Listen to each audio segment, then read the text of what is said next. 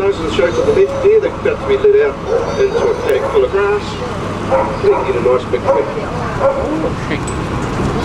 We're doing a very proud history here at the Agrodome. Now it all started with a bloke with the name of Godfrey Bowen. Now back in the 1950s he was a sheep shearer here in New Zealand and found that shearing sheep was actually quite a difficult job and there was got to be an easier way to do it. So a lot of really hard work in the shearing sheep, he came up with a very special technique to shear a sheep which they called the Bowen Technique, so named it after himself. Now still to this day the Bowen Technique is the most efficient way to shear a sheep. No one's come up with a better way to do it. So if you did watch the show, that's the same technique that my brother Shane used to shear the sheep for you. Now when Godfrey came up with this technique, he became a world champion sheep shearer and also a world record holder. But he was able to shear up to 450 sheep in a 9-hour working day. Which back in the 1950s with that old equipment, that was just really unheard of. Now in 1970, he found himself in Osaka, Japan at the World Trade Fair and he did a shearing demonstration. Now watching that shearing demonstration was a bloke by the name of George Harford, a very smart businessman, was also my grandfather. And he approached Godfrey and asked if he'd like to start up a sheep show in his home country of New Zealand. So both of them came back here to Rotorua and started the Agrodome. So our doors first opened in 1971.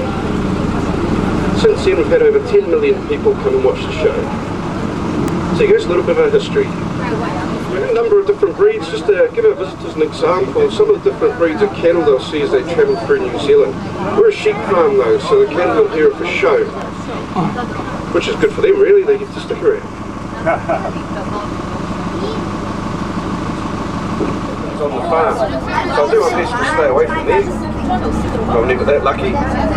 So I shear our sheep there every 6 months. We also have our drafting yards here where we separate the sheep into different logs. So when they're in the drafting yards, they're nice and close together, so that's where we can give any vaccinations. So we put a spray over the sheep's back to keep flies off them in the summertime. Another drenching their mouth for any worms in their stomachs. It's a very important job we have to do to keep them nice and healthy. We're not going to make a stop just to make some cattle here, folks. Just remember for your own safety, please stay on the trailer.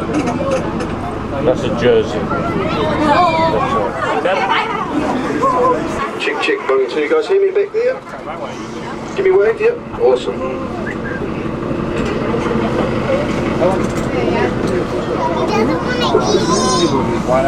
Now you think the cattle have come here to see you, but they've actually come for food. Alright, yeah, stick with me mate so I don't get beaten up. Okay, so you got this big guy here, brown and white colour, he's a Hereford. Comes from England, from the Herefordshire. So Hereford, very strong hardy breed, farmed in all sorts of conditions, so you can see them in many other countries around the world. He's 8 years old, weighing in at 1,100 kilos, he's a big boy. Hereford's #1 in New Zealand for meat production along with the Angus. Angus, the black one on this side. Feisty breed because he's Scottish. Coming from Scotland. My favourite breed and my favourite steak. He's my mate though, he gets to stay here. The only way to ruin Angus is to put it in a McDonald's burger. Moving into milk production, that black and white one there is a Holstein Friesian, highest producing milking breed in the world. So #1 in New Zealand for milk. Originating from the Netherlands. During the good times of the year, our Friesians can produce up to 30 litres of milk a day. Very large amount. But milk in New Zealand you probably find is still quite expensive. #2 is the Jersey cow, which is this one here. That's a Jersey. Jersey's milk high in fat, great for cheese and cream and other dairy products. And #3 is an Ayrshire, which is that brown and white one over there. I've heard they accidentally crossed an Angus with another breed called Shorthorn, creating the Murray Grey. If it was an accident, that's a good mistake from the Aussies, because the Murray Grey is good for meat and good for milk. Good breed to have on the farm. So you go folks, there's a few different breeds farmed in New Zealand and throughout the world, but we are a sheep farm. We're not a duck farm, but we do have a lot of ducks here. Alright, let's go. Can you look me on the tractor? Look at this. She's got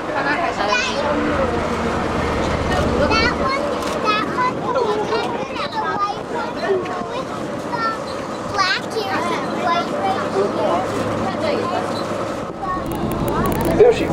normally very hard to get close to. They run away, but not the ones in this paddock. These ones know we got food.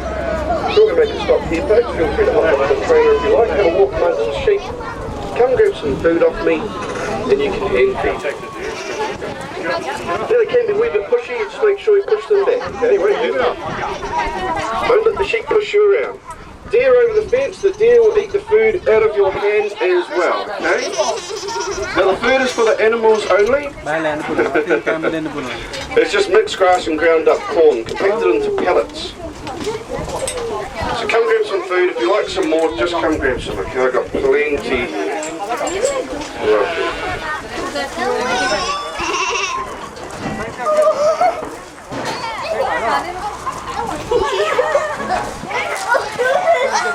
This is so hard.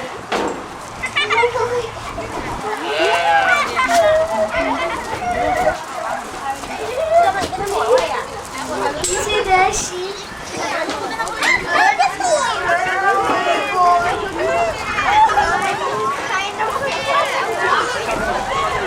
I think it should stay. I know.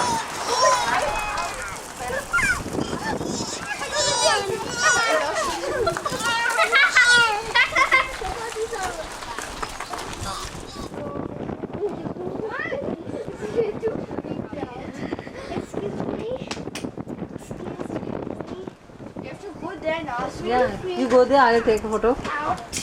I'll take. Oh no, oh man, oh no. Go. Should I pass me some? Tati? Or did you? Tati, could you bring some food? Some food? You asked from the... No, I'm too scared. It's too freaky. Anna.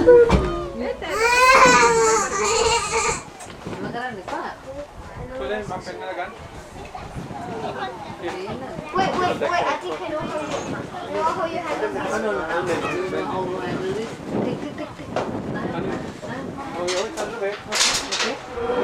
Terrain, trying to find that last bit of grass.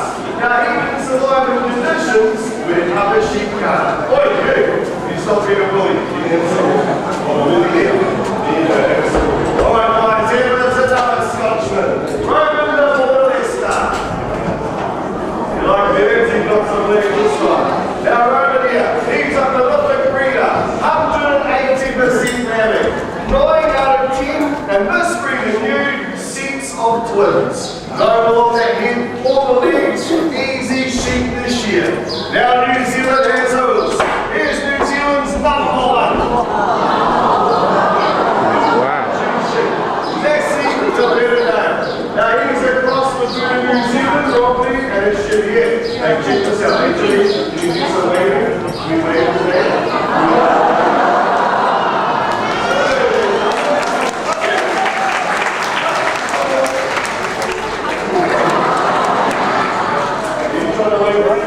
Okay, here you go. That's for you. Alright, you guys see that?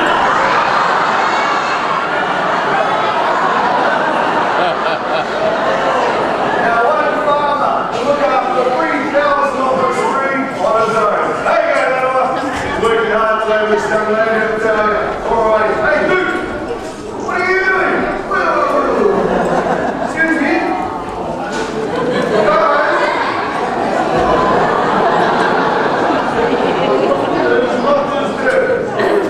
Young man, buddy, come in, you look strong. What is your name? Eric. Can you look at his here? Hey Eric, this is Luke. He uses it to open gates. Now Eric, he is 120 kg. Hold the gate nice and tight, Eric. Make sure he stays. Thank you, Eric. Alrighty, now.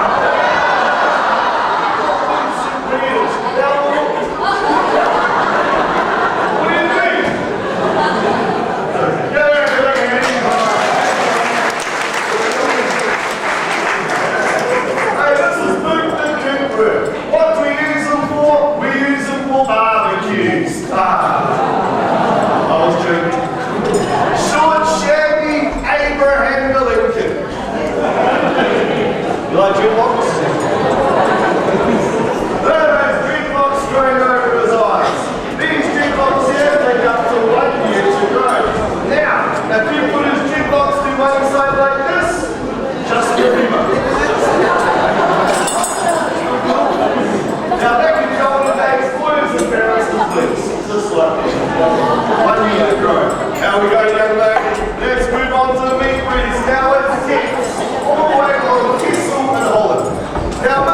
was released our quarantine into New Zealand back in the 1980s. Yes, man, he's a big boy.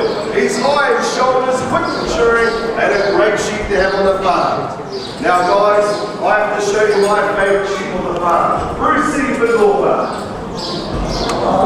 Brucey. All the way from South Africa.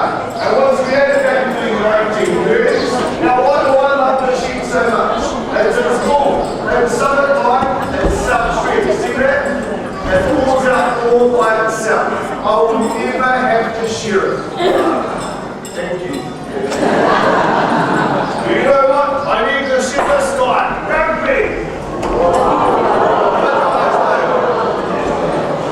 He is the world's #1 carpentable sheep. Why have a limit? I'll show you. I'm going to give you some wool. Let's see the other night. Here it is. Thank you very much. Don't worry. I will put it back. Now look at this. More like goats here than sheep's wool. Very strong and resilient. Now countries like India and Nepal now use this fibre with beautiful rugs and blankets. This is very valuable here in New Zealand. So we always make sure we put it right back. Alrighty, we're on the big lads now. It's the Dawson brothers.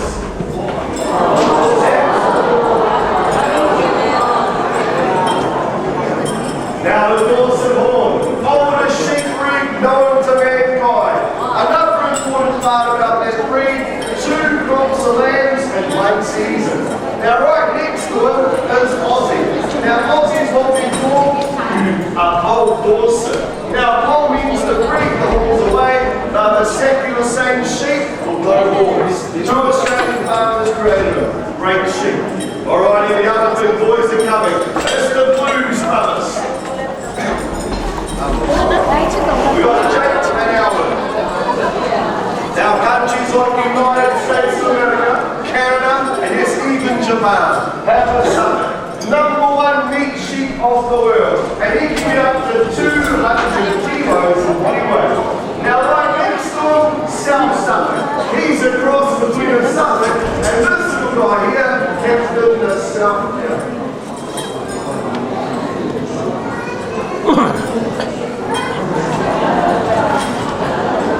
He's no rush. He's a Kiwi. You take our time. Now, New Zealanders, we have a lot to a small breed of sheep. This last century, we'll see this breed all the way back to the United Kingdom by the thousands. Why? He doesn't like talking about this, hang on a minute. See, it closes his ears. He is the most sweetest tasting meat in the world. He does not know. Alrighty, last on the side, who do we have? Raja Dawson now. He's a granddaddy on the panel. Now Raja here, he's a modern day wing breed. He's like big tips over there. He's high in shoulders, quick maturing, and now to the sire over the lazy vinegar. Last but not least, 50,000 black sheep in New Zealand, and here's ours, Charlie Brown. Why there are 50,000 black lotties in New Zealand for our home spinning and weaving clubs. Now the wool, the fibre, we cannot dye it, we use it for natural gardens. Well, ladies and gentlemen, for you this morning we have 3 lazy sheep. Oh boys, photo time. Come on, let's go over here. Oh, all right, I'll see you back to England. You're meant to be #1. Stand up. Come on, friends, #1.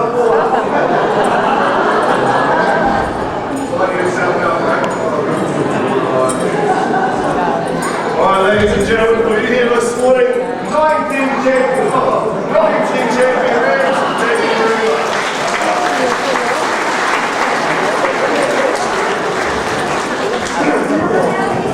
Have a good year. Alrighty, let's move on to some hard work. We'll move on to sheep shearing. So here in New Zealand, we all have 14 million sheep. Each one of those sheep here for sure. You're going to quiet this morning. Which sheep would you like to shear for today? The Merino.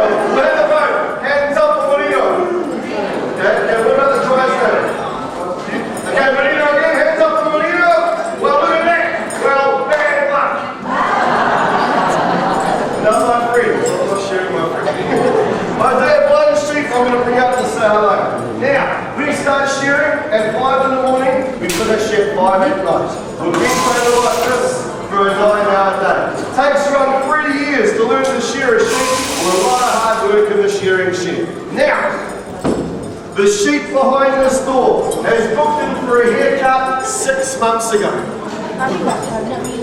Excuse me, ma'am. Good morning. Can you please get ready to catch the sheep?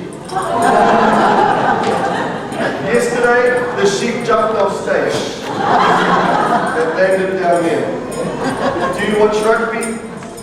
Okay, if the sheep jumps off stage, you jump on its back. You cannot catch, get the Aussies to help you. We are cousins. Alrighty, on the count of 3, here we go. 1, 2, 3. Good morning, sheep. Here it comes.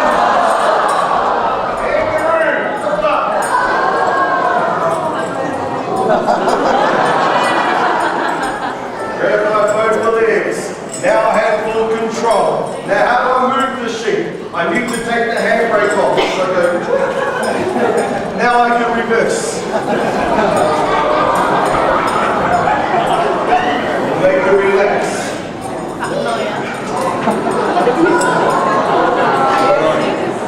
Now when shearing sheep, we have to watch out for all these bits and pieces. For instance, like the eyes, the ears. Now if I don't hold on to these ears while shearing around them, I can slip and chop these right off. They are very important, they must stay on. Other things that are very important are things like the milk production and the reproduction. Those are the parts that must stay on the animal. You should see your faces. Do not worry, do not worry. I have done this once before. I did this yesterday. Now a technique, it is the Bowen Technique, it's the most effective way of taking the fleece from this young lady. Excuse me, don't go to sleep. Put your position. It's naughty, she's wanting to go to fire. Oh, yes. Sorry. Sheep in the morning, guys, could be a character building sheep. Relax.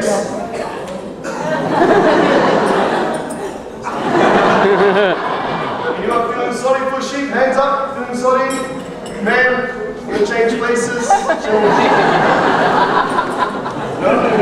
Don't feel sorry for the sheep. Very important part of his life. In fact, feel sorry for me. This one's probably going to be a kicker. If it kicks, don't worry. It's just in their breeding. This is a Perindale cross, so it's going to be a bit feisty.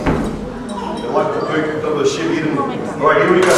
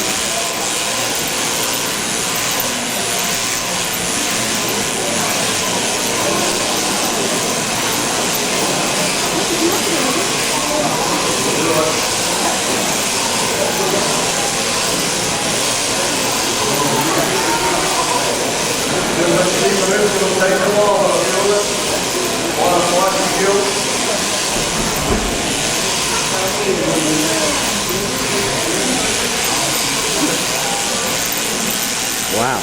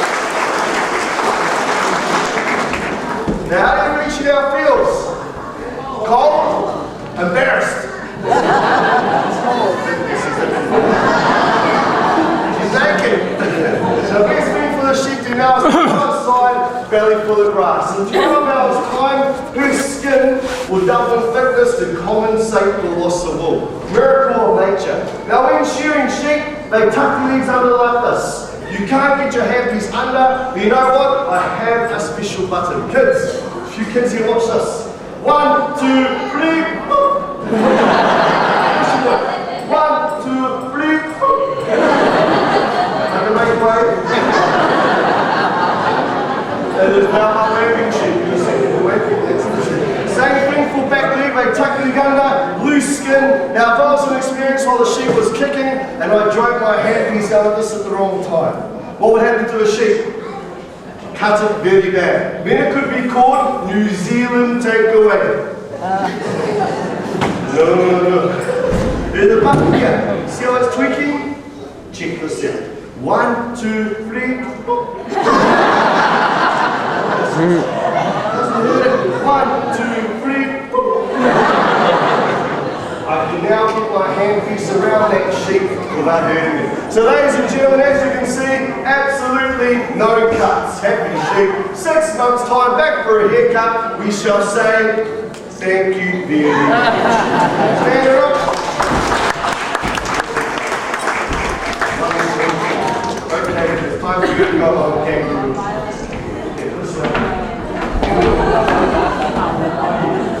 I'll see you back in 6 months' time. Jump it up, and they have one short sheep. Baksu!